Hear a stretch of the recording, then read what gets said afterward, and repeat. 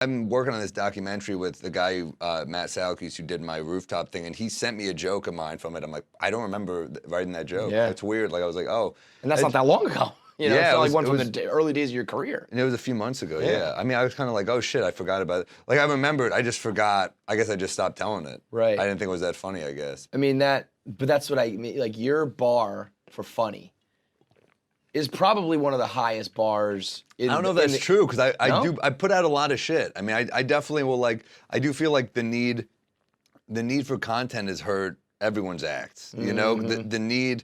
Because you had to put so much out on unless you're TikTok and Instagram and like that? Yeah, unless you're one of the chosen people, and I don't mean Jews. I mean, like, the people by the industry who are the chosen people. Yeah. But yeah, I was going to say, a lot of sometimes there's overlap. But, no. I do think the people who are, like, just out of the gate get specials. Yeah. And have been, like, they don't have to burn stuff the way. So I feel like I've been judged sometimes by those people.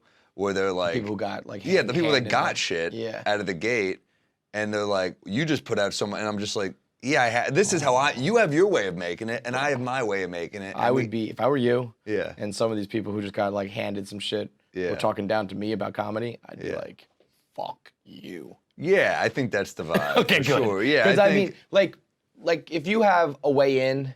You blow up on the internet or something and you get an opportunity, like that's the game, you know? Like I said, people were mad about Logan Paul getting to fight Floyd Mayweather. He built himself this audience and he's using it. Addison Rae doing that UFC thing, like she deserves it because she got 100 million fucking followers. But in certain industries, in certain ways, it's like it's like a super team as well. What Giannis just did with the Bucks is more important than a super team ring. Yeah. So like if you get handed a Netflix special because you went viral on TikTok or something, cool, but don't come talk to me about like joke writing and material and shit because I'm doing it the real way. I think, well, they have that insecurity too. I think everyone's dealing with that shit. Everyone's like. You gotta know, right? You gotta know. If that was me, I would be so open about it.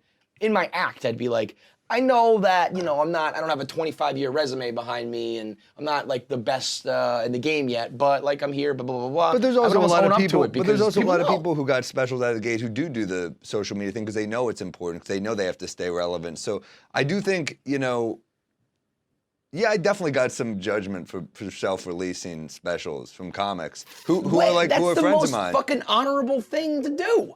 I think they were kind of like, yeah, but a lot of people, if you've had a lot of success your whole career, you don't realize that you have to circumvent the industry. I think there are people who have had so much where they're just like, you're not going to get paid. Yeah. You're not going to get paid $400,000 for a special you put out. And I'm like, well, you make the money on the road. Like, they don't understand that you have to,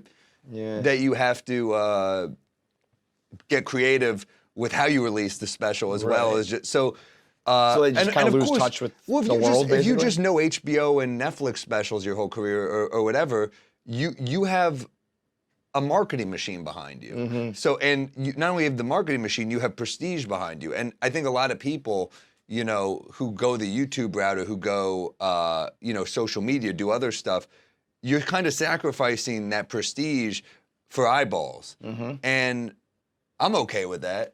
Because I think, to me, it's like, well, working it means I'm a comic. Like the fact that I can work the clubs I want to work on the road and people come out, to me, that's more exciting than being like, you know, oh shit, here's a Webby nomination or whatever. Right. Or, you know, I got a bunch of views on this TikTok. It's like, all right, cool, but I can go sell these clubs out. I can work in any city. People.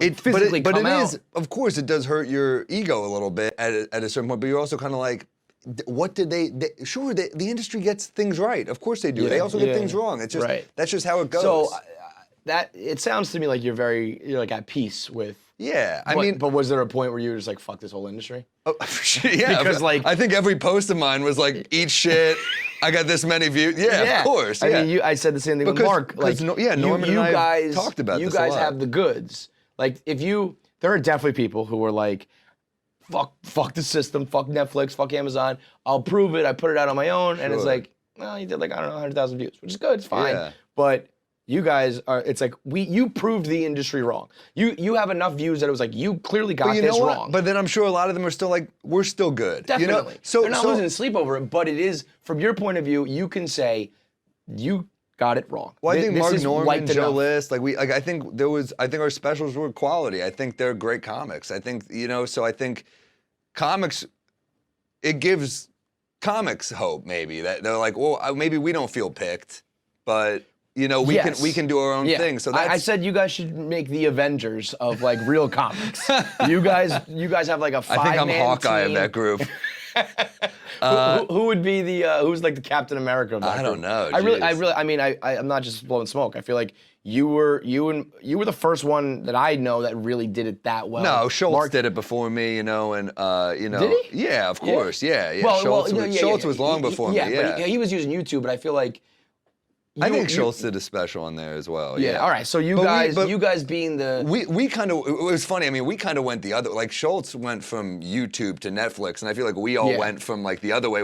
Like Mark and I and Joe, like we all sold our specials out of the gate. Right. Joe did a half hour on Netflix. Mark and I did our specials on Comedy Central. We all did half hours on Comedy Central, and then we're kind of like, well, people are watching Andrews, they're not watching ours. You know? Well, there's always going to be some level of like just better or more popular or whatever. Everyone's got their own route, right? But it's working for you guys in the sense.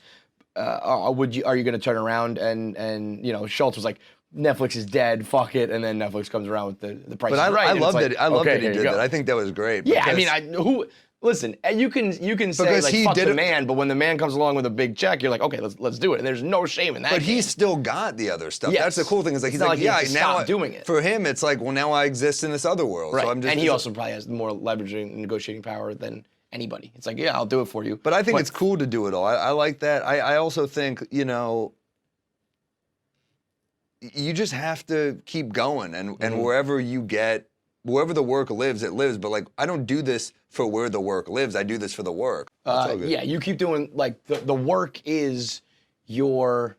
You actually like the work. I think that's the difference. No, I like love the what I craft. do. You like the joke writing. Because if you don't really love it, and the industry is kind of fucking you or putting up roadblocks where you're not really deserved, it's like, I don't think you could persevere. I think you would stop. It is like winning a lottery ticket. I think people don't realize that. Like when people are like, "Why didn't I sell this?" And you're like, "It's almost like winning the lottery." Like how many people get shit that quickly? It's hard. That's why I think you guys are the sickest fucks. I think comics are so You better deranged. love this. You better love this. Or you better learn to love it. Or you better do something else. Because it is like I think of like the amount of flights I've been on. Like my neck will never get better. Like, I have neck problems and like it'll never heal because I just am on a flight every week. Forever. I mean, and you're lugging bags. Literal things like that are physically going to like change you and harm you for the rest of your life. I see dudes who are like forget about bent in mentally. half. Forget about. You see the dudes in New York who are like bent in half. I'm like, that's a comic.